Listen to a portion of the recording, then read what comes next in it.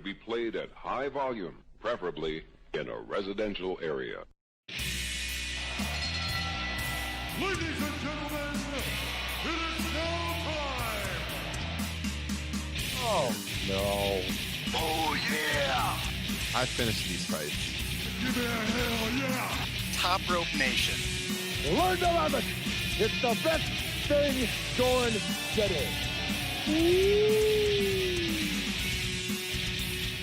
What's up, guys? Welcome back to Top Rope Nation. It's the 5th annual Pro Wrestling Awards here on this podcast. Hard to believe this is the 5th time already that we've done this, and honestly, it's been a while since we've talked to you. The last time we all spoke was right after TLC, our pay-per-view post-show. A lot has happened since then, and we're going to get into all that and talk about the awards, of course. But just want to say right off the bat, hopefully you guys are having a happy holidays. You're in for a happy new year. I know all of us have been waiting for this dreadful year to get over and put it behind us, so that's what we're going to do. Like I said, we got a lot to talk about tonight. It's our 5th annual Pro Wrestling Awards show. Nobody I would rather talk to about some pro wrestling tonight than the two men I have on the line with me tonight. So first of all, as we record, it's snowing outside here in the great state of Iowa. So I'm going to throw it across town to my good friend, the abominable Scotchman himself, Justin Joint. Justin, how are you doing this snowy evening? Pretty good. I had a pretty good holiday season with some nice scotches as gifts. But real quick, I just wanted to mainly just let our Patreon supporter Liam know I have done some investigating. I have crunched the numbers, done the math, and I'm starting a petition to have the Wolverhampton Wanderers name changed to the Portugal Wanderers because there are no Englishmen on that team. It is all Portuguese players, and I think it's bullshit, and I want to recount on the match from this past weekend. Justin was hot, man. You're texting us, and neither Kyle or myself watched football/soccer too often, and I think it was Kyle that threw it out in the chat. You don't watch that much. Come on. Oh, I've picked it up. I'll tell you what, I got the ESPN Plus. We're watching Serie A. We're watching the Bundesliga. We're giving out plays. And I got some good news for Justin Joint on that note. Thank you very much. And I'm going to segue into how my holiday's going after this. You know what I did this afternoon, Justin? What's that? Bet against Wolverhampton. Guess what? Sorry, They Liam. lost. They lost 1-0, 93rd minute. Little stoppage time. Gave it up 90+3 to Man U. 1-0. Hell yeah. We're a winner in the afternoon. No better way to start than with a win on the pitch. And on that note, Ryan, since you asked, oh, wait, you didn't. I'll just volunteer the information anyway. How's my holiday going? It is, of course, the busiest week of the year in the sports handicapping community. Really dying over here on a vine. Carved out some time with the family, though. That was nice. NBA's underway, Bowls underway, NFL down the home stretch. I'm working out my ass. But I would like you two to know, and the 93,171 people who will download this podcast to know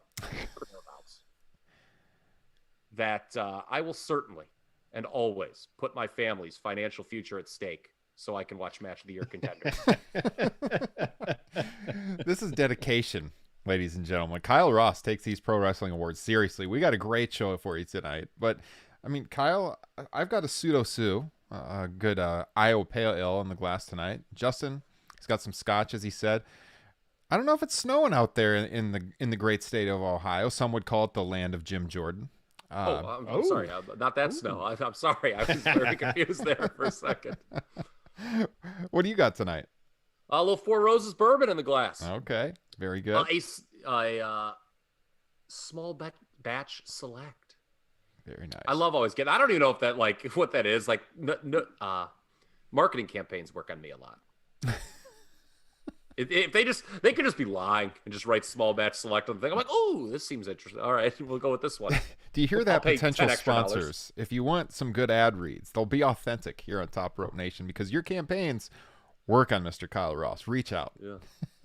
For the record, I have my just general shitty scotch to sip on, but for when the moment's right, I do have a nice Glenlivet 15 shot glass here to throw down the old gullet. Very nice. I'm staring up at a bottle of that myself right now as I look on my good stuff. Yeah, on my bar. Yeah, I like it. Well, guys, this is the 190th episode of Top Rope Nation. Like I said, our 5th annual Pro Wrestling Awards show. If this is the first time you listen to Top Rope Nation, please be so kind, if you're listening on a podcasting app, to subscribe, tap that 5-star rating, especially if you're listening on Apple Podcasts. If you're listening on Spotify, please follow the show as we try to climb the pro wrestling charts. Each follow and subscription really helps us out a lot, gets us out to new listeners. We would greatly, greatly appreciate your help. And if you want to watch the show, like I said, you can listen to the show on your podcasting apps. But if you want to watch the show, head on over to youtube.com/TopRopeNation. Drop a subscription. Every time there's a pay-per-view, we do a live show immediately afterwards. Would love to have you join us. Our weekly shows are posted on the YouTube page as well. And if you become a patron of the show over on patreon.com/TopRopeNation, you can join us live each and every time out, because every time we record, we stream live for patrons, as we are doing right now. It's Tuesday, December 29th. The rest of the world is going to get this show on Thursday, New Year's Eve, but you could have got this show 2 days earlier if you were a patron of the show. Check it out at patreon.com/TopRopeNation. We got a lot of stuff in the works for the new year. I'll probably talk about this next week on the podcast, but we're going to be adding some really good benefits, I think, to our Patreon show. It's going to get, or our Patreon page, I should say, that's going to get people excited as we kind of look for a little bit of a restructuring. I sent out a survey to our Patreon users the other day. They gave me some great feedback on what they want to see added to the lineup. And so we got some stuff coming at you in 2021, so stay tuned. But it's patreon.com/TopRopeNation. I want to give a special shout out to the latest members of our Patreon page. Both of these guys joined after our TLC post show, our last outing. Shout out to Aaron G and Rick S. Greatly, greatly appreciate your support on Patreon. Every one of those subscriptions means so much to us. So definitely from the bottom of our hearts, thank you for supporting what we're doing over here at Top Rope Nation. So Justin and Kyle, we haven't spoken since that TLC post show, and obviously a lot has happened since then in the world of professional wrestling. We're going to have a lot to talk about with the awards, but before we get to that, we need to touch on a somber subject that hit the wrestling world in the last few days. I had a chance to speak about this on Sunday night when I joined our friend Zach Haydorn on the Pro Wrestling Torch Wrestling Night in America live show and podcast. But this is the first time Kyle and Justin have had a chance to react to the news of Brodie Lee's passing, which really shocked us on Saturday. So obviously it's been a gut-wrenching couple of days, and Justin, as you had a chance to look back on John Huber's career, anything you'd like to say in remembrance of Mr. Brodie Lee, a.k.a. Luke Harper? I just think it says a lot when you look at, the outpouring of love for him, that it's bits and pieces of what a great worker he was, but everybody. And you don't always get this when a wrestler passes away. It might just be what a legend, one of the greatest workers of all, something along that lines. But everyone that he has touched, it's all about what a great person he was, what a great father, and what a great husband. And yeah, I mean, not that this is some sort of weird competition, but this one it's probably hit me the hardest since Owen Hart passed away, if only because of those reasons. And not only that, but, selfishly as a fan, it felt like he was finally getting his due as a talent. I mean, 2020 was probably his best in-ring year as a professional wrestler. So yeah, it's really freaking sad to lose that talent, and more importantly, to lose that person. I would agree with you on 2020. I think that he was really just kind of starting to own that role in the Dark Order with Mr. Brodie Lee. In-ring wise, 2020 and 2014, I think, are his best years in the ring from what we saw, at least on a national stage. And Zach and I talked a lot about that, some of his great matches that he had over the years. And, certainly his last match, the dog collar match with Cody on Dynamite, ended up being the last match of his career, was a hell of an outing. I mean, what a way to go out. And just talking about 2020, it can't be understated what he did for the Dark Order, because that thing was just crashing big time before he got there. And he brought the right kind of humor and seriousness to that group. Yeah. I mean, you can and see especially was just saying, you can see the outpouring of love, from everyone in that group over the last few days has been really touching to see as well. Absolutely. And if you're out there and you haven't, you really need to go back and watch a lot of that Being the Elite stuff that they did. Was just the best stuff. The tribute show they did was really good, where they showed a lot of those clips. Yeah. Kyle, your thoughts?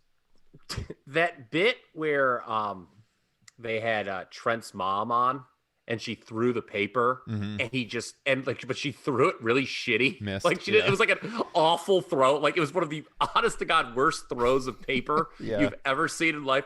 And he cracked up, like he broke character. That is like a really funny thing. Yep. To kind of piggyback off some of the things Justin just said. Look, wrestling is why we're all here, obviously, but in the grand scheme of things, this is a person who died at Christmas time that was a husband, a father. I mean, that's horrible. I mean, we're all husbands and father. I mean, that's just awful. I mean, wrestling or not. And, I remember Saturday night, all of a sudden I look at my phone, I was on a Zoom call with some buddies, and all of a sudden I look at there's just a ton of messages. Like, what is this? And I look at, and my jaw just dropped, and I said, no. I can't remember if I saw Justin's first or my buddy Jim. I just went to Twitter, and you see your Twitter feed is like 30 people retweeting and reacting to the AEW tweet. And it is just a horrible, horrible thing to see someone who bet on himself, and like you guys said, was featured as prominently on a national level as he ever had been. I mean, he was in the prime of his career. Again, you could take wrestling out of the equation. This is someone who was in the prime of their professional career. Obviously, wrestling is why we're all here, but, and the sky appeared to be the limit. And, and now he's gone. And it's just a horrible, horrible thing. But yeah, it was, the outpouring of support says a lot about him. I mean, I think, in passing, that's always the measure of a man, is what, those who left behind say about you. And it was just, it's shocking to see something like that, a guy that young and just out of the blue like that. It's horrible. And I hope the best for his family and everyone that knew him. Yeah, 41 years old, young wife, 2 young boys. Just really, really sad stuff. And I mean, that's our age. Yep. Right. Yep. I mean, that's obviously nobody knew about what was going on behind the scenes. We've kind of learned a little bit over the last couple of days that, he had been having these issues with his lungs for a while. Last we knew, he was out with like an ankle injury, I think. But AEW the plan was for him to be off TV for a while to sell everything. But and I feel terrible because, it was a couple weeks ago. I was like, what happened to Brodie Lee? Are they going to like touch on that? And then, and it's just, you never know. It's just you talk about 2020, what a terrible year is. And this is just like really just like the shittiest possible way for a shitty year to end in the wrestling world, quite frankly.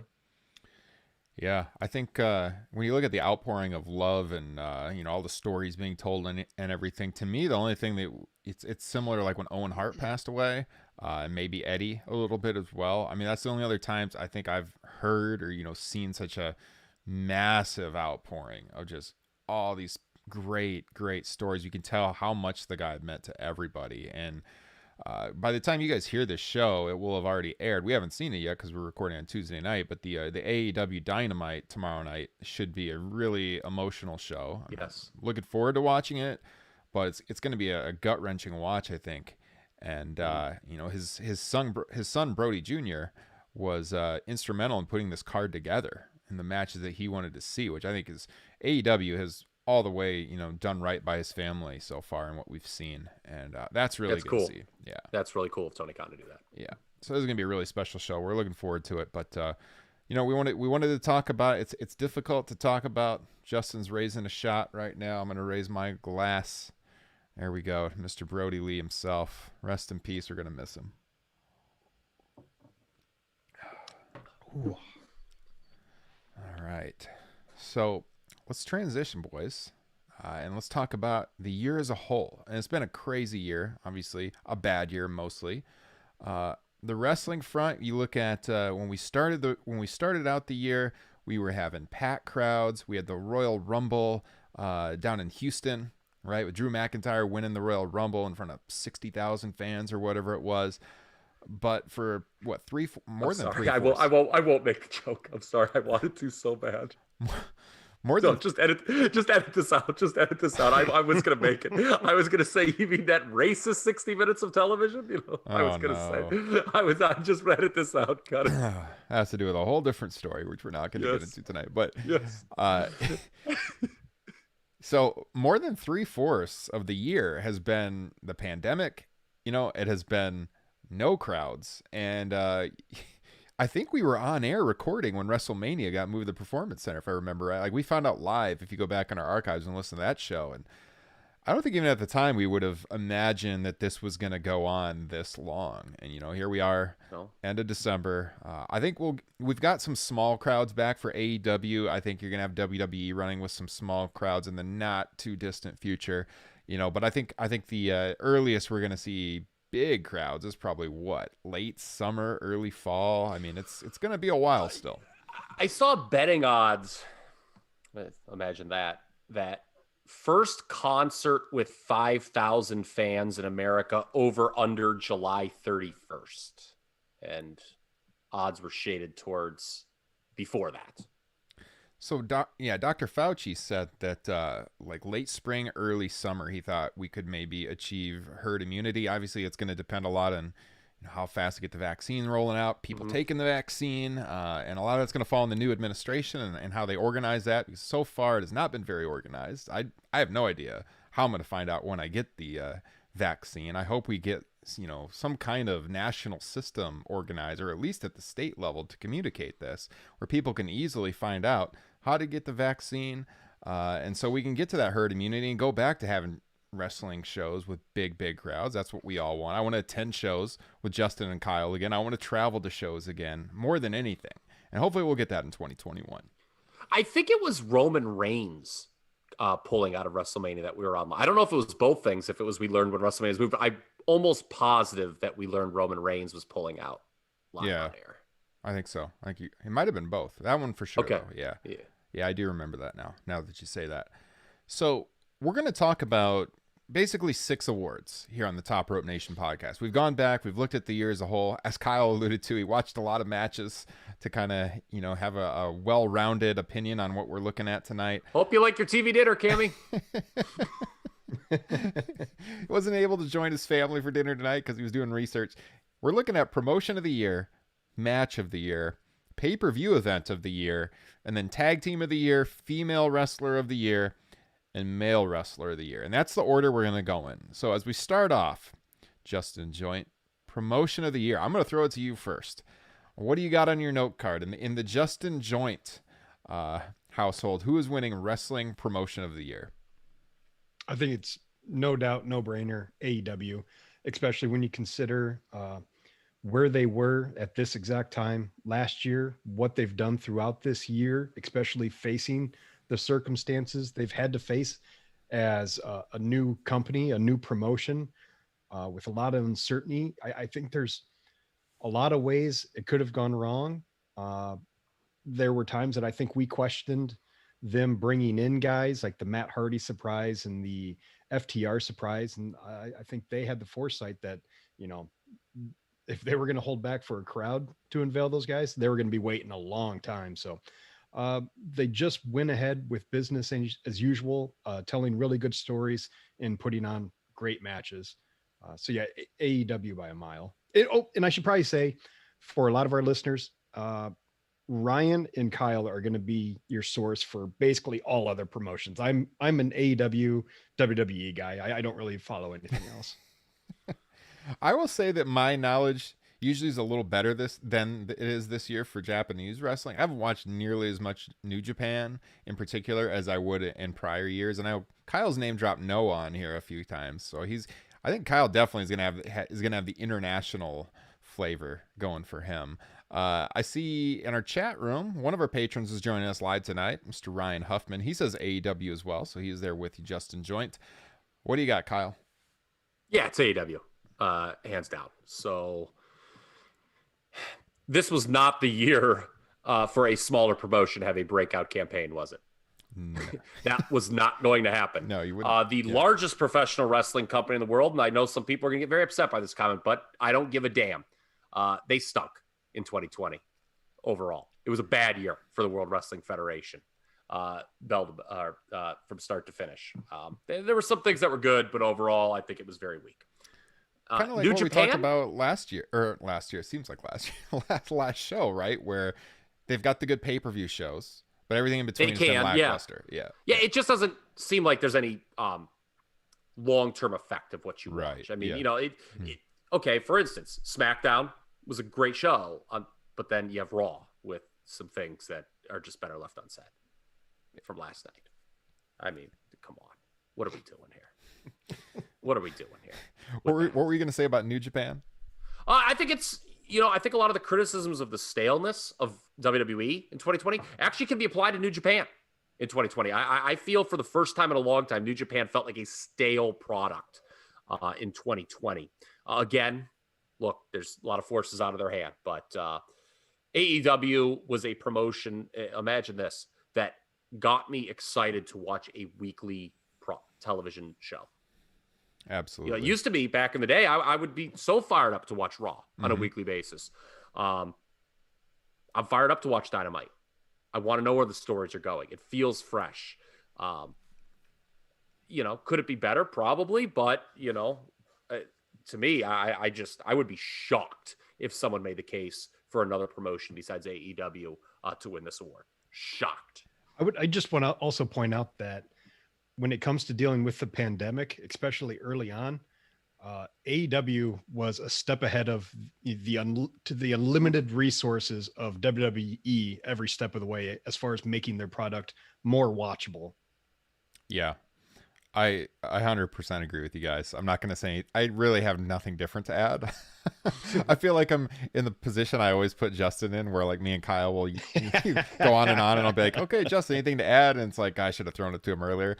I feel like that right now because it has to be AEW, right? I mean, you come into the year, and we always talk about being objective on this program.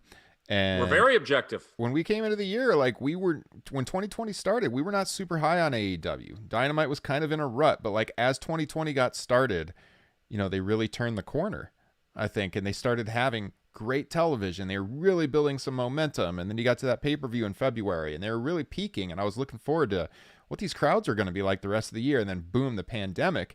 Yet they were able to keep running. I mean, we talked about it on and on this year, that they had the liveliest shows each and every week, that they were able to succeed during the pandemic in a way that WWE wasn't. I will say WWE went a long ways at fixing at least the environment of their shows with the Thunderdome. I think that's worked out great, but it took them a long time to get there, right? AEW they had shows that felt lively. They were doing little things that I remember talking about back in March and April, where they were aiming the camera at the entranceway, not showing empty chairs. I would go on and on about that on the podcast. Yes. AEW did it right away. It was so bad. It was really bad. Thinking? What was WWE with this massive production crew? What were they thinking?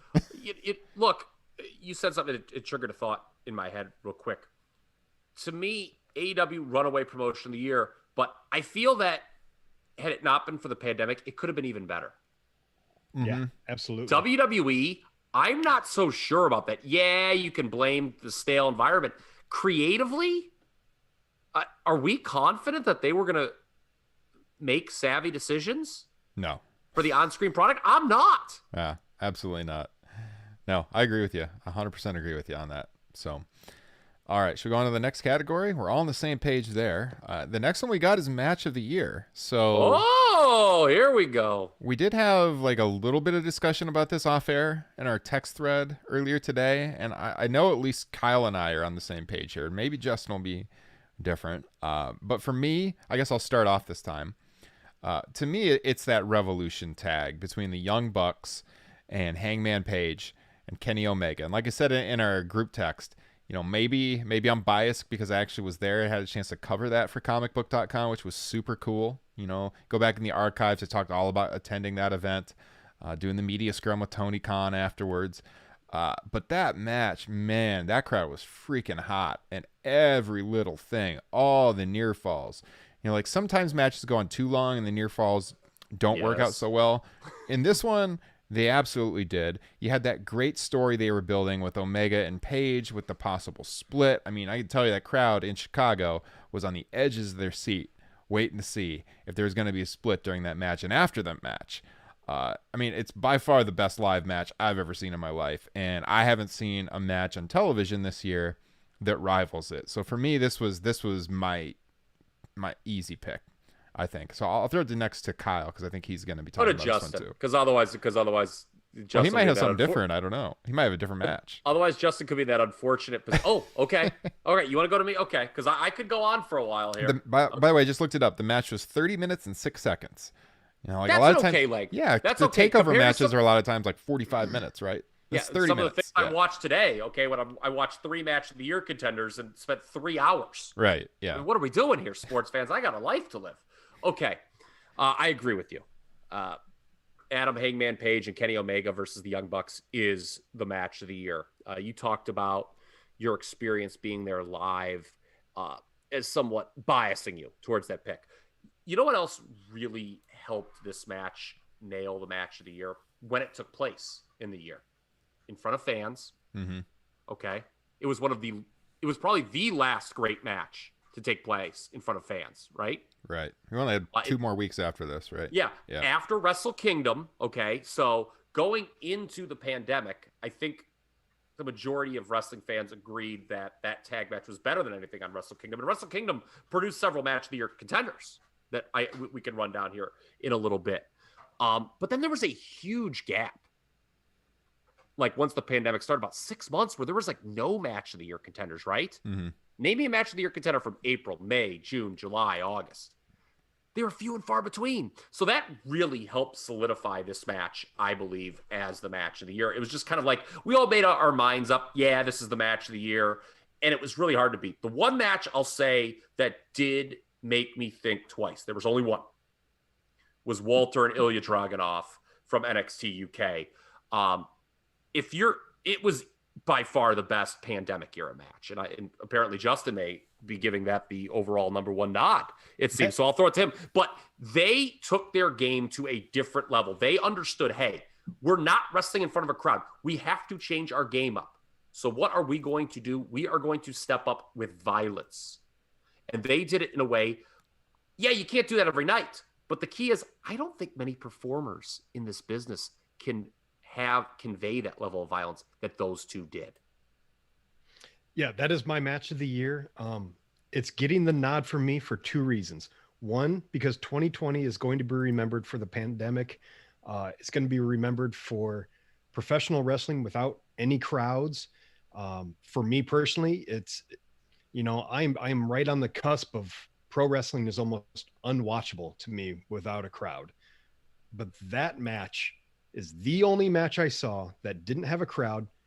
It made me actually wonder, wait, is this actually maybe better without a crowd? Just because you can hear every tiny bit of the violence that those guys inflicted on each other. It's just a tremendous match. And I'm docking the tag match because just in the past 2 days, I was trying to go back and watch some of these match of the year candidates, and I couldn't find that match to rewatch it. So pay for it, buddy. Yeah, you don't have it saved on your BR app. Well, one thing that's why I'm docking it. One thing you guys should check out, and this one might not be marked down yet, but one of the things that's kind of cool that AEW does on the BR app, and I've done this for a couple of the shows. I know I recently bought like the 2019 Full Gear. They'll actually drop the price on it to like $15 or something, and then you can have it on your BR app archive, for good. So I think there's only like 1 or 2 shows I actually didn't buy live, and that was one because I was out of town. My wife and I went to New Orleans during Full Gear 2019. I went back and I bought it for $14.99 or something. I don't know if they've dropped Revolution yet, but that was one of the best events of the year. And anyone listening, if you haven't seen the match, well worth the $15 or whatever once AEW drops the price on the BR app for sure, I think. Yeah, to me, it's funny what Justin just said because it's really close. I gave them both 4 3/4 stars, the matches. And I just, to me, professional wrestling needs to be in front of a crowd as good as Walter. I don't think you can do a better match in front of no crowd. to Justin's point, than Walter and Ilya Dragunov did. But at the end of the day, just being in front of a crowd and setting the tone for the year in AEW, we just all got done unanimously praising it as the promotion of the year. That gave it the slight nod. Should we get into some other contenders? Because Lord knows I've watched enough this week. I want to at least give some of these guys. I did want to say, did you guys see that WWE put out a list of their top 10 matches of the year? And this was on their list, but it was like number 8 or something. I thought it was pretty criminal. What do you think I think of those WWE lists? Well, did you see what was number 1? Yeah, the Boneyard match, right? Yeah. Which, I mean, it was fine for what it was, but stop it. Of course, because we cannot stop praising The Undertaker enough in 2020. Yeah, if I would what a career. What a career he had. Okay, I'm sorry. Who am I to question his career? Yeah, let's get into some of the other ones. I will say that if I did like the NXT UK match you guys were talking about quite a bit. But looks like we just got a new subscription. Shout out to Michael Fisher, by the way. Oh, cool. Hi, Mike. I don't think he's watching live. I don't think he's a patron, but someone just happened to subscribe while we're on air, so that just popped up on our screen. I thought we were under attack from outer space, quite frankly. Oh, you guys can hear that too? Nice. Yeah, I heard something. I was like, my God, the Martians are coming. On the Daniel Bryan animation popped across the screen. Guys, when you tune into the live shows on YouTube, this is what I'm gunning for. I want to see this happen like over and over. Subscriptions popping up.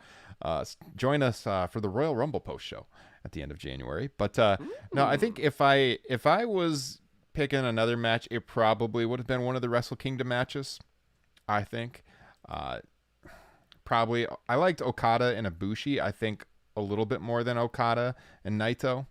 I probably would have went with that one, but it's one that I haven't watched since January, so I'm going off memory that I loved it at the time. I would have to go back and rewatch it, but I just kind of knew, like I texted you guys earlier today, the match that's really stuck with me all year is that Revolution tag, and that's why I picked that. But one of those other two, I mean, they were strong matches. Ospreay Takahashi was really good at Wrestle Kingdom as well.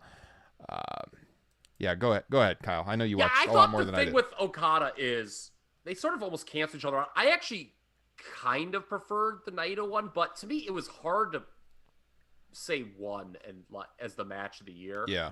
And not the other. So I think that hurt. And, a guy who was involved, I think in the match all three of us may have had as our match of the year for 2019, Shingo Takagi, the match with Ospreay that we were so high on last year. He had a great match with Okada. That would be in my top 10. New Japan, certainly, if you were to make a top 10 list, it's the promotion that's going to have the most. Yeah. Mm-hmm. And that's what they do. They produce the most high-end matches. But there just wasn't that singular moment in New Japan that I gravitated towards in 2020. Pro Wrestling Noah. So I watched both these matches today that everyone's talking about, the Go Shiozaki matches, the match against Nakajima and the match against Segura. I think a lot of people are going to compare them to the Walter Ilya Dragunov match for the violence. I mean, the chops were real stiff, but both matches were too long, man. They could have cut 10 or 15 minutes out, and they were not as good as Walter and Ilya Dragunov. That's my opinion. I know when they happened, Voices of Wrestling, who they know a lot. I'm not going to dog them by any means. They're like, oh my God, they upped the brutality of Walter and Ilya, and it was even longer, as if that was a good thing. That was a lesson I learned. Try to get as many of these rewatch and get as many of these match of the year contenders in for this show. We've jumped the shark on match length, and we've been beating that drum for a long time on this podcast, and I'm very proud of that. There is really no reason for a professional wrestling match to go longer than 40 minutes. Agreed. And it certainly should not be happening multiple times in a year. Yeah. I mean, maybe once in a blue moon. Okay, obviously the Royal Rumble has to, but that's different. You've got 30 people involved. But I just watched so many matches. The average match length, and it goes for New Japan, it goes for NXT. Those are the two biggest offenders. The average match is way too long, and they lose me, and it hurts, and I'm cutting off. For those who maybe, to back up a little bit, could have been shocked that I said I only went 4 3/4 on those two top matches, including the Revolution tag. What do we think about the fact, because you mentioned it, Ryan, they teased that Hangman Page thing. And by thing, I mean heel turn. which never happened, and he's now the babyface. What do we kind of think looking back at that match and how Omega and Page were then to how they are now? Because I feel that story isn't really complete at all. And it certainly has changed because, Page got hot and they decided he was going to be the babyface and Omega was going to be heel. And I think that was the right call. Mm-hmm. But it's kind of like a loose end. If you were to watch that match now, you'd almost be like, oh, yeah, what? I guess Hangman just doesn't really want to turn, never wanted to turn on him. I have. Yeah, go ahead. I have little doubt that they have a long-term plan with that. Yes, for sure. Going back to that match, that this will pay off at some point, maybe in the next year, whether that be in some sort of Hangman Page versus Omega match. And that's what's fun about AEW is that sometimes you just got to sit back and trust that they have a plan. Mm-hmm. Yeah, it's usually you can guess, and they actually haven't forgotten about it. Whereas, WWE, it's like when we speculate, oh, remember this, and they don't. So, question, I want to throw this out to you now that it's fresh on the brain. Did any performer get a rawer deal from the pandemic than Hangman Page? Think about how hot he was at the time of the pandemic. Yeah, I was going to say, I think that angle was hurt so much by not having a crowd, and I think that's why it's kind of left out there still, so that they can come back to it. Yeah. I mean, they did the split. I think they did the split well on television, but it does feel incomplete, and Hangman is kind of languishing out there right now. But I think they can pick back up when they got crowds, and I think he can get hot again. I mean, it's hard to tell when you don't have like a big crowd. They still have a little bit of a crowd there, but like, yeah, I think being at that show, he was one of, if not the most popular people on the card. And, when AEW started, it wasn't like that. He really built himself up to that point. He was kind of like the one member of that group of, the founders of AEW that wasn't really catching on. I remember on the podcast, we talked about like how the theme song was lame and, like it just, working a 20-minute draw with Kip Sabian will kill the best of you. Yeah. But I mean, he picked it up, and he certainly did suffer from having the crowds go away, because that was like, you could feel the momentum building behind him. And, I look forward to them going back to it at some point for sure. We did not mention NXT. When was the last time we did not talk? I think last year maybe we didn't either. But what was the best NXT match this year? Because I do not think it was a strong year from that brand. I did not see a single match of the year contender from them. The only one I was going to mention, and I'd actually kind of forgot about it until starting to do some research in the past couple of days, was the Matt Riddle, Pete Dunne versus Bobby Fish and Kyle O'Reilly from TakeOver Portland tag team match, which I thought was really good. But yeah, you're 100% right. There was still a lot of quality stuff out there, but as far as NXT quality goes compared to previous years, it was a mega down year for them. Agreed. We obviously we talked about this, a couple of weeks ago, but we weren't really high on the War Games matches themselves. Dude, I cannot believe Meltzer gave that 4 3/4 stars. He wasn't the only one. Scott Keith gave it like 4 3/4 stars. I'm like, some other people. I was like, what are you people talking about? And then they proceed to bitch about how long it was. Well, how can you bitch about something and give it 4 3/4 stars? Yeah. I think the system's broken.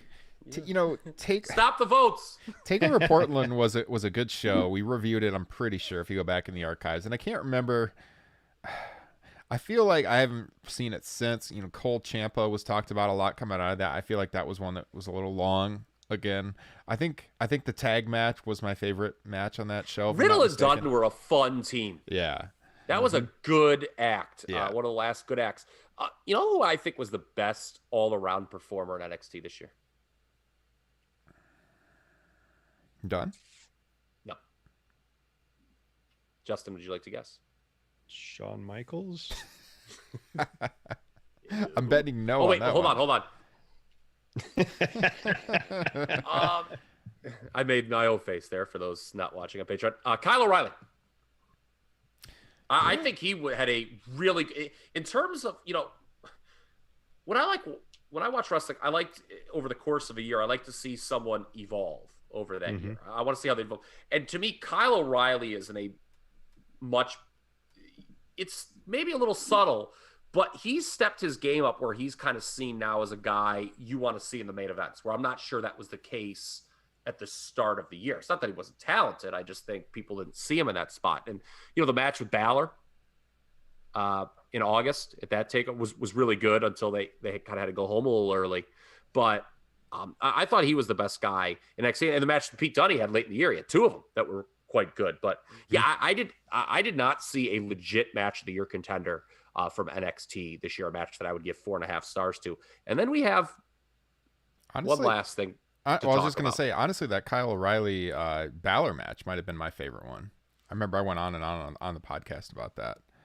It was very physical match for sure. I love that match. That might have been my favorite NXT match all year. In the chat, Ryan mentioned the Keith Lee Adam Cole match from NXT Great American Bash. That was a pretty good match. You didn't have the takeover length with that one. I think that was a good one. I would put it in my match of the year, but it was a good match. Oh shit! I lost what I was going to say now. Sorry, Kyle. Oh yeah, no, I remember. All you right, know that. You know that brain. I got like 3 brain cells left, man. Main roster WWE. No match of the year contenders at all from this particular brand. But I did want to shout out probably the best Rumble match in many years was from this year. That was actually one of the first ones that came to my mind when I started thinking about matches of the year, just because it had numerous significant moments in it. They had the right guy win the Rumble, and that guy went on to actually win at WrestleMania. Mm-hmm. Which it was a very good Rumble. It was easily a top 10 Rumble in history, which which says a lot for me because I quite like the Royal Rumble. Daniel Bryan and AJ, that SmackDown match is one that I see get shouted out a lot. It's not even my favorite SmackDown match of theirs. The one in 2018, when everyone thought Daniel Bryan was getting buried because he lost right before he refused to go to Saudi Arabia. Mm-hmm. That's the one people need to check out. No near falls. They worked a different style match. When I was watching, I'm like, something is really good and different about this match. And it wasn't until I read the great TJ Hawk, who always makes great points in his review, that he was like, they didn't do a single near fall in this match. I said, God damn, I love it. Can I throw out, it's not main roster WWE, but one more match? Yeah. And this is, kind of in honor of Brodie Lee, but I freaking loved the Brodie Lee versus Jon Moxley match from Double or Nothing. I'm pretty sure I picked that as my match of the night. It was just one of those great instances of one guy won the match, one lost, but both of them were elevated to a greater degree than when the match started. So I just wanted to make sure I shouted that out. And he wasn't even supposed to be in that spot. That was like Correct. Kind of a last, not minute, but like, a change based on the pandemic. Wasn't MJF supposed to originally work that show? But, that was when the restrictions were tighter in New York and he couldn't even get out. I think that was him, right? I know that was not supposed to be the original main event of Double or Nothing because they wouldn't be a new character like that. They set up MJF at Revolution, I believe. Yes, for that match. He came out. Yeah, he came out after that match saying he had his sights set on Moxley. Yep. Pivoting back towards AEW. Thank you, Justin. Second best AEW match is kind of an interesting debate when you go there. For me, I'm a little different than some people. I think people Amen. might want to say that. Yeah, some people might want to say the Bucks and FTR or Kenny and Pac and that Iron Man. For me, my number 2 and number 3 AEW matches of the year would be the street fight on Dynamite, Best Friends against Santana and Ortiz. Mm-hmm. That was so good. That's a legit match of the year contender. 4.5 stars all the way. And then Cody and Eddie Kingston on Dynamite. Eddie Kingston's debut. I like that better than the Iron Man. That just, maybe that just kind of peers into the window of what I like. Both of those are obviously brawls as opposed to your classic work rate style match. But those would be my number 2 and number 3 matches for AEW this year. I really like that 8-man on Fyter Fest. I remember Raven on the podcast about that one. The Butcher and the Blade, Phoenix and Pentagon versus the Bucks and FTR.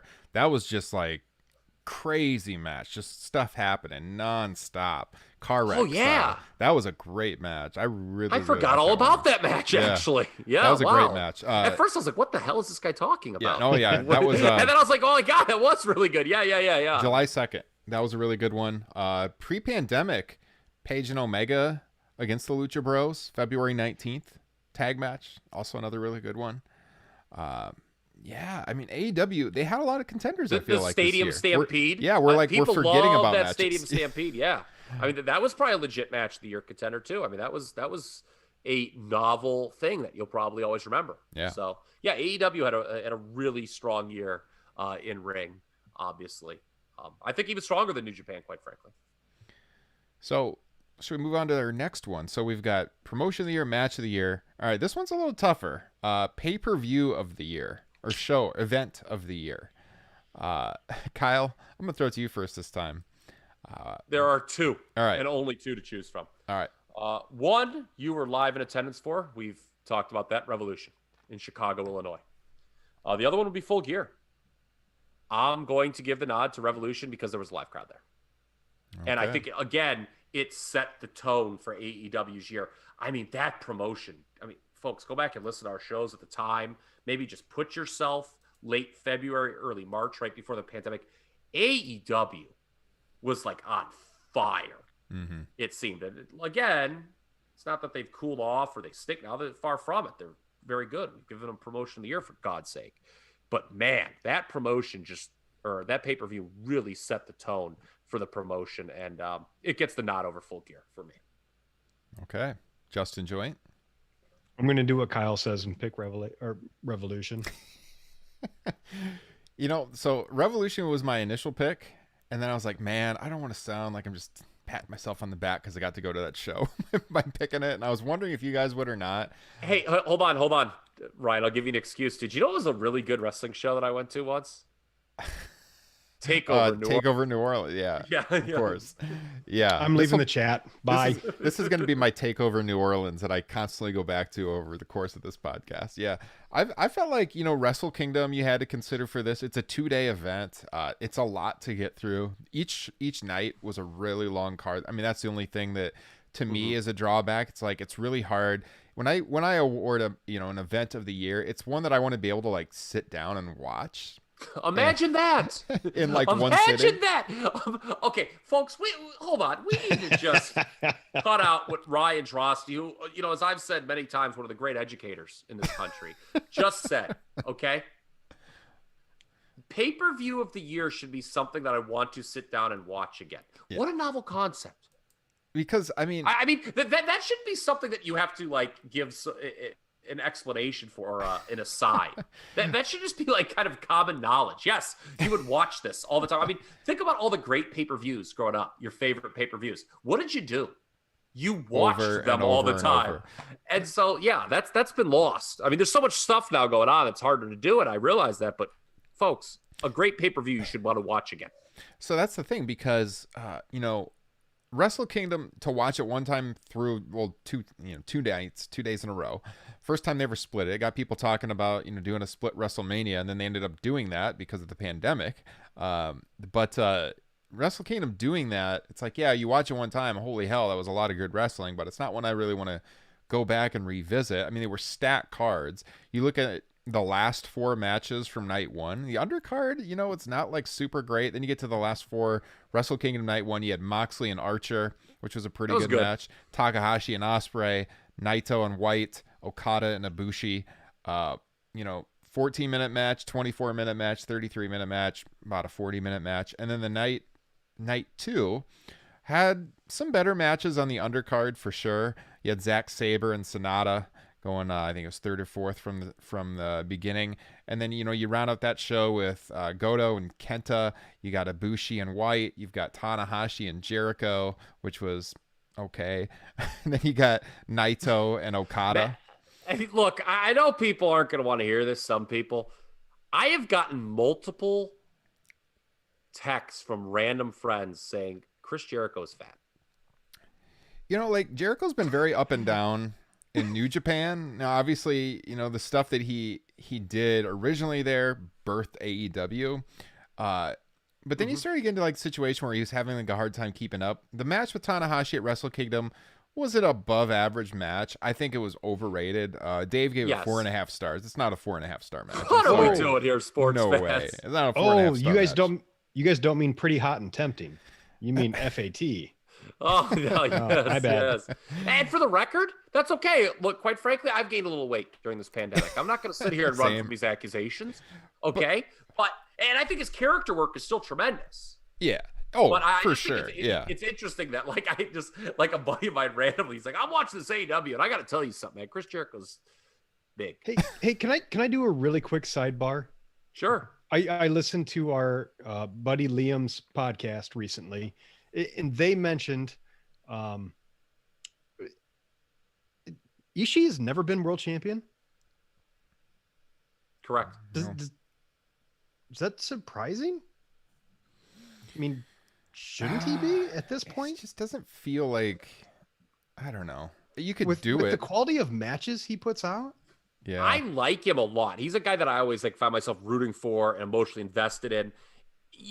I don't know. I mean, there was an era, there's a lot, it's not something to be played hot potato with. I mean, it might speak to, the strength of that title. It's for years, it was the one title that was, very well protected. Now you look at what they've done this year. You could make a case. I guess could certainly make a case. Maybe that's more what bewilders me, just because of the last couple of years, is that he hasn't been a world champion. Yeah, I mean, he's certainly one of my considering favorites. Basically everybody else has been world champion. Yeah. I think. Well, anyways, I haven't given you guys my pick because I'm still going with Wrestle Kingdom or Revolution. Oh. I think I hinted at it, but again, you go through those cards and it's 4-star match after 4-star match. So they're stacked, but as a whole, there's so much in the undercard that I wouldn't want to watch again, to watch both nights. So I'm going to make it 3 for 3 and go with Revolution. If you cherry picked the best of the 2 nights of can't do that. Wrestle Kingdom, but yeah, you can't do that. You got to take it as a whole with this award. Yeah, you got to take it as a whole. And yeah, there's just no way. I mean, if you would ask me right now, Kyle, you got to watch one show before, you got to watch all of Wrestle Kingdom, or you got to watch Revolution for, tomorrow. Let's not just do the thing of before bed because that would make it, too hard. But I'd pick Revolution 10 times out of 10. Yeah. Here's the thing. Guns N' Roses Use Your Illusion would have been a fucking banger as one album, but they had to split it into 2 and put a bunch of filler in there. My World? Who greenlit that shite? I love how we're kind of becoming a secondary music podcast sometimes. You want to step into my world? Great analogies. What kind of horse manure? Did you ever hear that? We're getting way off the beaten path here. Ryan's gonna have to rescue this show to hurt. Did you ever read that Izzy Stradlin had no idea that song was going to be on Use Your Illusion, and he put it on because he had quit the group right after it was released, and he goes, "What the fuck is this?" It's one of the great stories I've ever heard. I'm not editing any of this, by the way, guys, because people are going to be listening to this on New Year's Eve. They're going to be drinking. They're going to love this conversation. I'm not editing any of this shit. This is all staying in. Okay. No, I didn't know that thing you're going to edit out. I just thought, you're going to have to bring it all back home again. No, I like it. Cinderella. By the way, a fun game if it's just you and a buddy drinking, have a Use Your Illusions draft. There you go. To make your own Use Your Illusions album. Do you like or hate the song Breakdown? I like it. So do I. My buddy was like, "Oh, that song sucks." I'm like, no, it's good. I mean, honestly, My World is the only song that out and out fucking sucks on both those albums. I don't think you could do Back Off Bitch anymore. That feels like a song that might be a little passé. I feel like you guys text each other before we go on the air and you're like, how can we get Ryan way off track tonight while he's talking? Yeah. I feel like there's some inside joke going on between you two. Garden of Eden's a little goofy. Still good, though. Still good. All right. I'm bringing it back. Let's look at this. Okay. Let's look at the Revolution card. All right. So the weakest match on the show, for sure, was Nyla Rose and Statlander. It was kind of a mess of a match. All right. But outside of that, they're all good, slightly above average to really good on that show. The first match was Jake Hager and Dustin Rhodes. That one was yeah, it wasn't great, but the crowd was super hot for Dustin when he came out. And I'm watching that match, thinking about how we've raved about Dustin's past on the podcast before, talking about his tag team history, and he's kind of like a living legend. So I was into it. I remember the crowd being very confused as to, was that Jake Hager's wife? What is she doing? Is she mad at him? Is she with him? That was very confusing. Not the greatest over, but it was okay. But then that Darby Allin, Sammy Guevara match was freaking awesome. Loved it. They had a lot of fighting before the bell. The actual time of the match is like 5 minutes, but they fought before the bell for a while. It's the kind of great undercard match you almost never get in the World Wrestling Federation. Yes. In the modern era. And as we've talked about, like Darby, probably the best homegrown star by AEW to this point. I mean, the crowd was behind him again. Super TNT hot. champ. Kind of legendary that Chicago wrestling crowds are always really hot into the shows, and they certainly were by this point. And then you followed that up with the tag match, the match of the year, Paige and Omega against the Bucks. Then was the Nyla Rose Statlander match, but that was after, the match of the year, so it served its purpose. It was kind of like the buffer match. Then you get MJF and Cody, which the crowd was super freaking hot for. By the way, that was the match where Cody debuted the neck tattoo, and we were all talking to each other. Is that a real thing or not? Like, we couldn't tell. But, you know what? That set the tone for MJF having a really big 2020. Him winning that match. As much as the neck tattoo was the story coming out of it, MJF winning was important. And then I think Pac and Orange Cassidy, like, that was the moment in time where I was like, all right, this Orange Cassidy thing is for real. Like, the crowd was freaking insanely into Orange Cassidy in that match. Yeah. So, I mean, this is a great show at that point. And then you finish it off with Moxley winning the title from Jericho. And, I mean, Jon Moxley still is just an incredible character in AEW, an incredible presence. He's coming back tomorrow, or I guess next week now. He's coming back. He was originally going to come back tomorrow, I think. I don't think he's going to be on the show, is he? I don't think so. No, well, our listeners will know because this is out. He was originally announced to come back this week, but then with the Brodie Lee thing, obviously they changed plans. So I don't think he's on that show now. But he's coming back soon.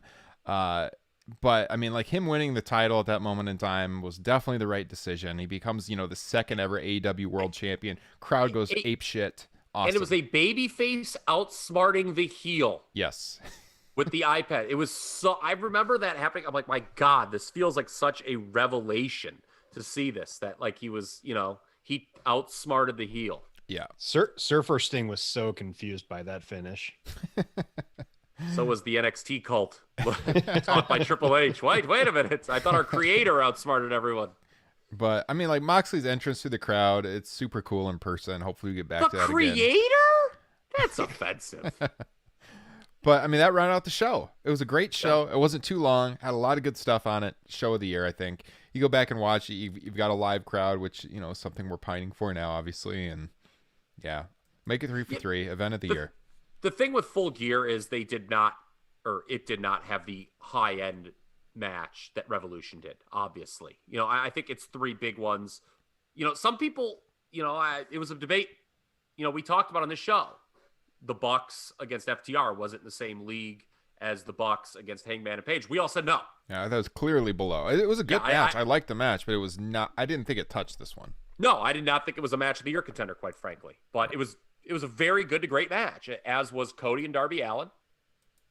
And there was a third great. Oh, and Omega versus Page. Mm-hmm. So I mean, there was 3 very good to great matches on that show. I think not having a match of the year contender though, and not having a quote unquote real wrestling crowd is what put it a clear number 2 behind Revolution. I think Young Bucks versus Omega and Page was There Will Be Blood, and FTR versus the Young Bucks was just an Avengers movie.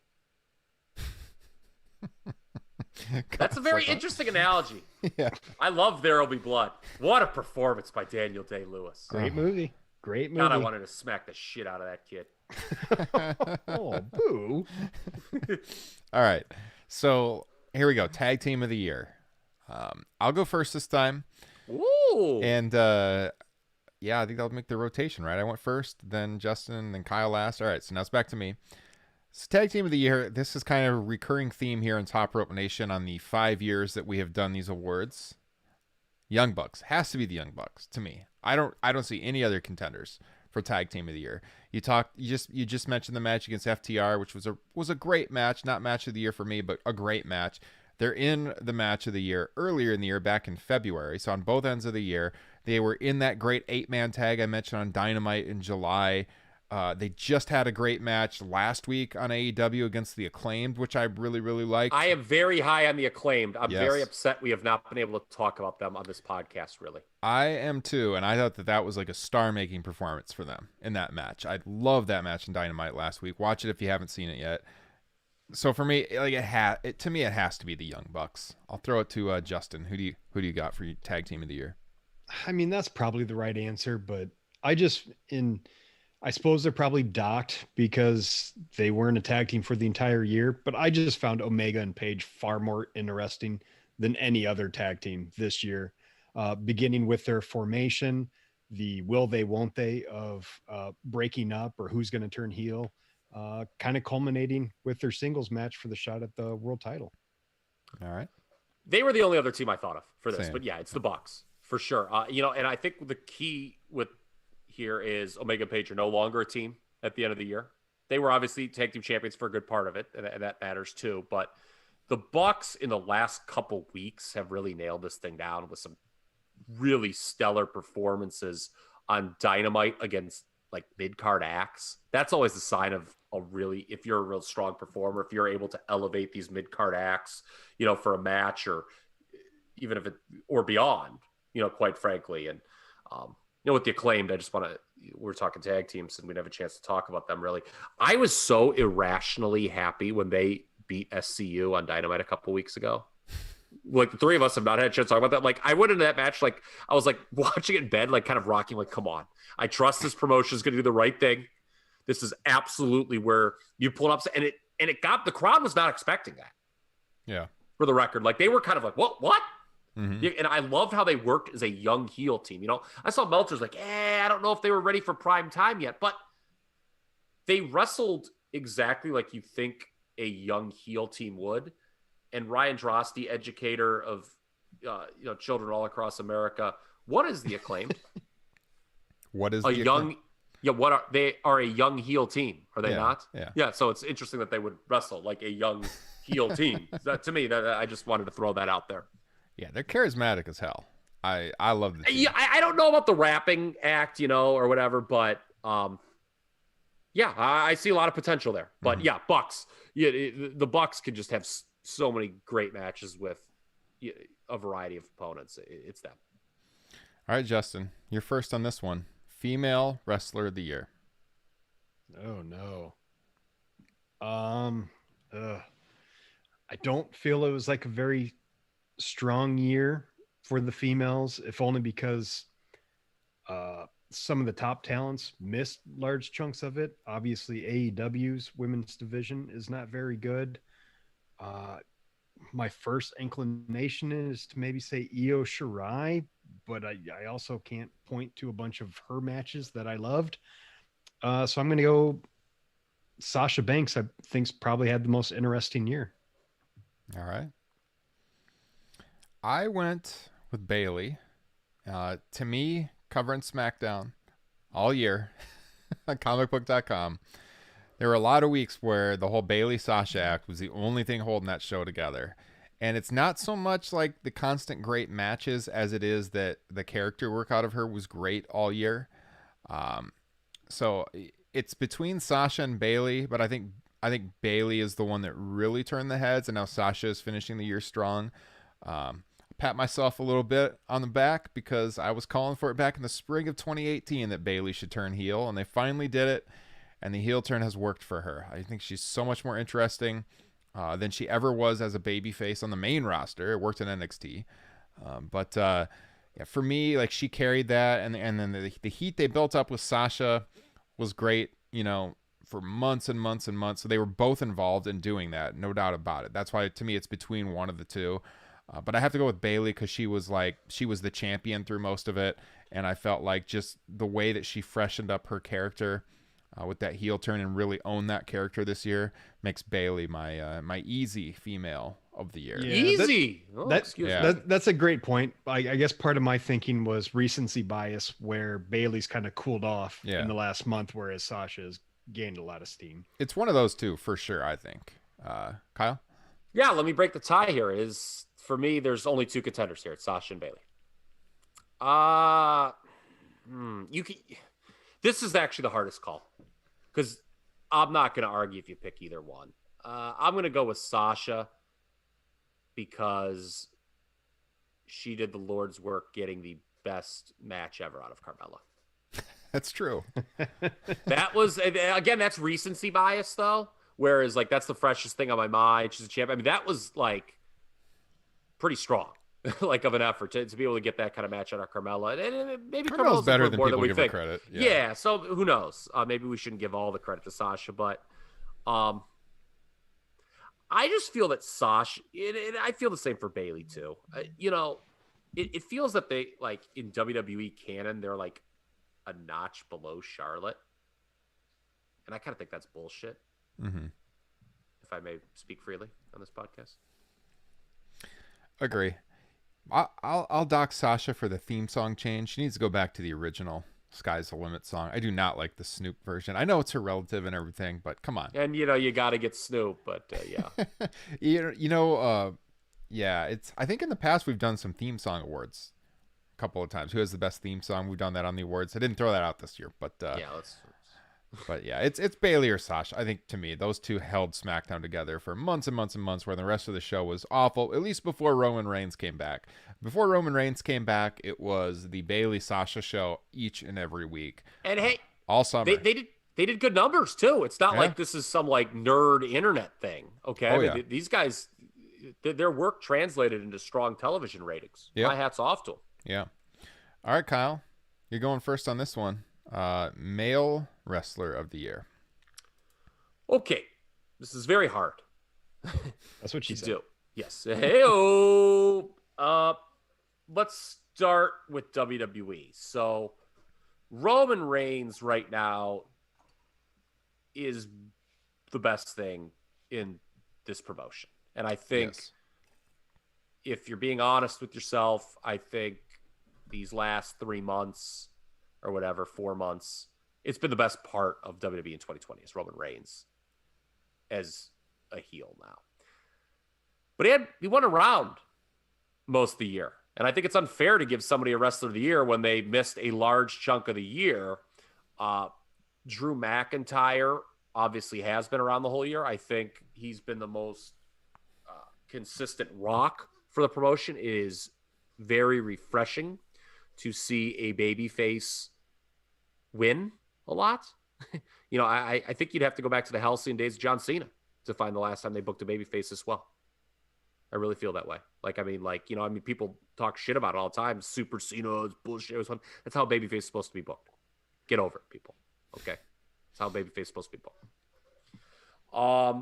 That said, I think Jon Moxley was booked just as well over in AEW for his long title run. Now, he's not the champion anymore. McIntyre is, but none of those three are my pick. It's Kenny Omega is my pick. He was in a lot of great matches. He is the champion now, and I know the Dirty Diaper Club is going to come out in full force at me, but I want to talk AEW versus WWE for a minute with the four names I've mentioned here, okay? Roman Reigns and Drew McIntyre are the two top stars in the WWE in 2020. They had a match at Survivor Series. It meant jack shit. That's inexcusable for having your two biggest names wrestle and it not to mean jack diddly poo.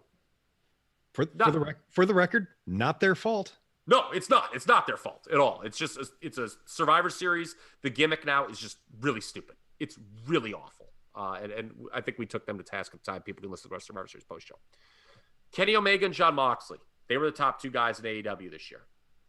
They had a match around the same time. You could talk about how good that match was, whatever. You could debate that until the cows come home. The result of that match was very much promotion defining and has had an impact not just the last couple of weeks, but moving forward into 2021. And I think that really says a lot about the two promotions. And, here we are. It's December 29th, 11:06 Eastern. And I think Kenny Omega is the guy for 2020. A lot of great matches. He's the champion. His character changed. I think this character is going to suit him very well moving forward. He's picked. All right, Justin, who do you got? Drew McIntyre. I think when you look at where every single wrestler was on January 1st 2020 to where they are now, nobody is more elevated than Drew McIntyre. And he might have not had quite the match quality as a Kenny Omega, but he still went out there, put out banger after banger. He had my favorite Bobby Lashley match of all time. That was a good match, remember? And then they never went back to that. Yeah, that was weird. Especially if you go back and watch that match. That was a summer paper. That was like the July show, I want to say, or maybe the June show. It was spring. It was pretty early. Okay. Because right after Mania, I think it went to Rollins and then Lashley. You're right. And then he worked Dolph Ziggler inexplicably, McIntyre. But remember, like if you watch that McIntyre-Lashley match, they very much left it open-ended. Because that was like Lana like screwed up and they ended that. And then he went to the Hurt Business, Lashley. And they never have gone back to that. So basically, I'm not docking McIntyre for kind of the shittiness of WWE and Vince and their booking. I just think that, in fact, I mean, outside of what they've done with Roman, the best thing they did in all of 2020 is what they've done with Drew McIntyre, where they have made him a legit main eventer, big player in professional wrestling. Agreed. Yeah, my top two picks have both been mentioned, and I'll get to that in a second. Obviously, like Kyle said, Roman Reigns is the best thing going right now in WWE television, but I couldn't consider him for this because he was gone so much of the year. I mean, you're talking about he's there for like a little bit longer than the last 1/3 of the year, I guess you could say. So I couldn't put him in there, even though he is by far the best thing on television right now. I thought about including Jon Moxley. He's in the conversation, but to me, it was between McIntyre and Kenny Omega. I feel like McIntyre has been the linchpin on Raw to really hold it together. And Raw's not a great show by any means. No, it isn't. But Drew McIntyre has done his best. Setting people on fire. With Setting people on fire. Not good. But like what they've done with Drew McIntyre, it's not his fault. He's done an admirable job as champion through this pandemic. He was super hot with the crowd winning the Royal Rumble. It sucks he didn't get that Mania moment in front of a packed house because I think they would have went apeshit when he won that match. I hope he gets that down the line. I had to consider him because I think he's done good work all year long. On the other hand, Kenny Omega, the complexity in his character work this year to, go from the tag team and then to build up the split with the tag team and then to go back to the cleaner and do this heel stuff and the interpromotional stuff that he's doing now. He's shown so many sides of his character this year. He's had great matches all year long. To me, it has to be Kenny Omega. He's just been like... You guys are wrong. You guys are wrong. He's been on the ascendant all year long. And we've got to this point where, remember when AEW started, everyone was saying, where's Kenny Omega? This was a guy who was going to be the face of the promotion. What's going on? But he had this great storyline going with Hangman Page. We finally got that payoff. Probably going to go back to that at some point. Then he turns into the cleaner. Best part of the show right now. Wins the world title. I mean, you've seen so much out of this guy this year. To me, it's Kenny Omega. Yeah. But McIntyre was in the conversation for me, Justin. I was going back and forth between the two. I want to go back to something Justin said because he's correct. But for me, it doesn't mean he's the wrestler of the year. You said, Justin, that if you go back to January 1st of 2020 and compare to December 29th of 2020, nobody's been elevated more than McIntyre. That's correct. I just don't think that necessarily makes you the wrestler of the year. But when the only thing, and Ryan just pointed it out, that Omega has over him is better storytelling. But I'm just not going to fault McIntyre there because that's the company's fault. I mean, they've done him favors with the matches. He's done himself favors with the match quality. I mean, there was no reason for him to lose to Randy Orton and then win it right back. That didn't do anybody any favors. No, unfortunately, I think the biggest thing for his favor is he has done more with more going against him than Omega has. Omega has a bunch of creative freedom all around him where arguments could be made that he's not even the top guy, or not top guy, that he was the best wrestler in his own promotion. Does kayfabe and canon matter to you guys when voting for this award? Because what you're saying is, it's interesting the way you looked at it. You're basically saying, well, yeah, Kenny Omega's presented as way better because he's in a promotion that's booked better. And you're actually using that as an argument against Omega in this case, where it's like, well, just imagine if Drew McIntyre had competent booking around it. I get what you're saying, because it's kind of an unknown with McIntyre, because Omega has the freedom to show that character work more than McIntyre does, who's definitely really told what he has to do. So I get what you're saying there. I don't think that matters that much to me in selecting the award, Kyle, to your point. Okay. But I can't disagree hard with you, Justin, because I almost went with McIntyre. When I wrote down my notes, it was Omega or McIntyre when I was trying to decide. And I went with Omega just because he's shown all the different sides this year. But to your point, McIntyre really can't do that. I think Omega is a better worker than McIntyre, but McIntyre's done some great stuff with what he's been given.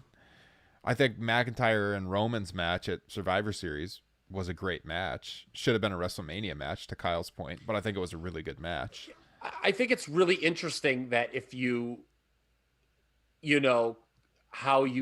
what Justin's saying, if you view WWE booking as this kind of disqualifying factor, or this thing, or McIntyre overcoming it as a mark in his favor. I think it's a really interesting discussion to be had, which is why I talked about things like kayfabe and canon, because for me, I guess I looked at it as well, WWE can only like something so much.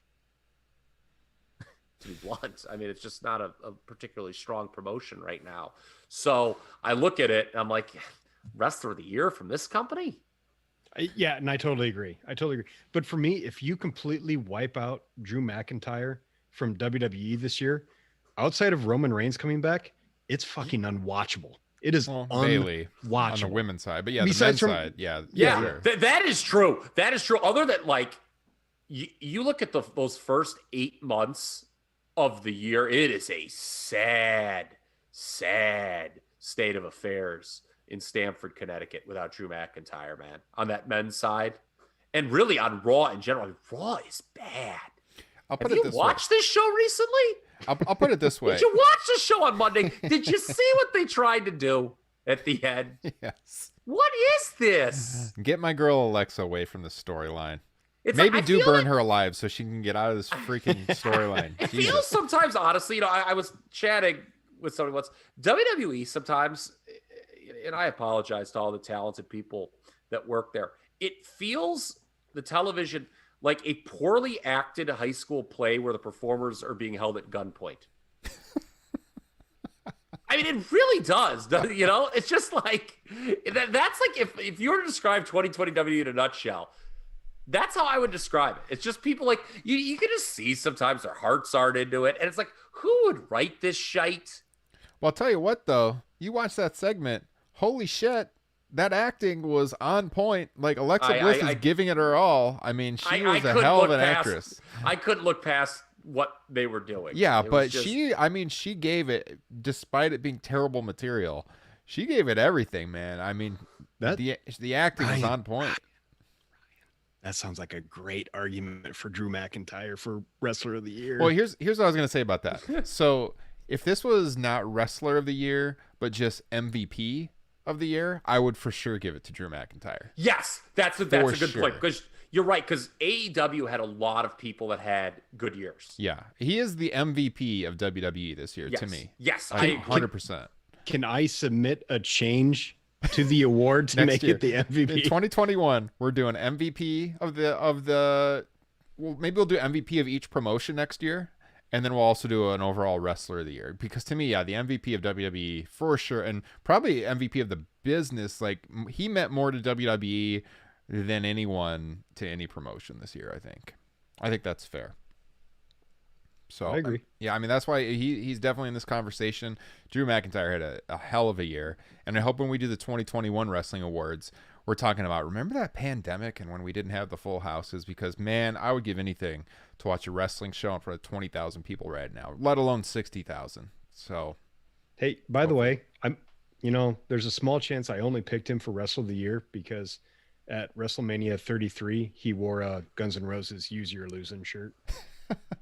I thought you picked him because I had a chance to interview him this year. And That he was a was great great. interview. He was Actually, a you know great what I interview. liked? You know what my Top Rope Nation moment of the year was? Is when I made a point, and then you were like, Drew McIntyre made that same point when I interviewed him. Yeah. That was my favorite moment, quite frankly. He was a great interview, man. Very That's personable that's guy. when I knew he was a smart guy. He Yeah. agrees with me. So that's it. I mean, that's our 2020 Wrestling Awards. I hope you guys enjoyed listening to this, and it's a good way to round out just this atrocious year that we had. I hope you had some fun with us, whether it's New Year's Eve when you're listening to this or New Year's Day. Looking back on the year as a whole, because man, this year's changed from those first 3 months. That is for sure. And we're looking forward to a big year here at Top Rope Nation in 2021. It will be we'll be hitting our 5-year anniversary next summer. So we've been doing this quite a long time. We're glad you've been along on the ride with us. Guys, do you have any closing comments? We're going to make 2021 the best year for this podcast because we're going to start doing steroids and cocaine. Bring professional wrestling back to American soil, Justin. Oh, well, next week on the show, I'll be talking about some of the new benefits we're going to be adding to our Patreon page as the year begins. Hopefully you guys will check that out. Patreon.com/TopRopeNation. It's in the description of the podcast or here on YouTube as well. But I said it last week. It's the best way to support what we're doing and our growth as far as, I got a new mic this year. That was due to you guys supporting us on Patreon. We can maybe get Kyle a new mic this year with our Patreon money or something like. Keep upgrading our equipment. Maybe we can That sounds add, like a waste of technology. maybe we can add some technology like being able to take live callers. I don't know, but we've got a lot of stuff on deck. We've got ideas for new programming that we're going to be dropping on the Patreon page, exclusive content in addition to the existing Top Rope Nation Classic. So I'm really looking forward to that in January. It's been a fun year with all of you listening. Check us out. Or who knows? I could just go to the strip club. Yeah, he might use the money that way too, but hey. whatever we're doing, it's going to be fun. Check out the Facebook group, Top Rope Nation Pro Wrestling Discussion. Got stuff going up each and every day. It's my favorite place to talk wrestling. It used to be the message boards. I log into the Observer boards or wherever across the internet. Now, when I want to talk pro wrestling, it's that Top Rope Nation group on Facebook. We're posting there every day. So, guys, check it out. Top Rope Nation Pro Wrestling Discussion. You can follow us on Twitter. The show is at Top Rope Nation. We are also on Instagram. Same username. You can find me on Twitter. I am at Ryan Droste. That's Droste. Kyle is at TRP Kyle. And Justin Joint is at Justin Joint. JOYNT.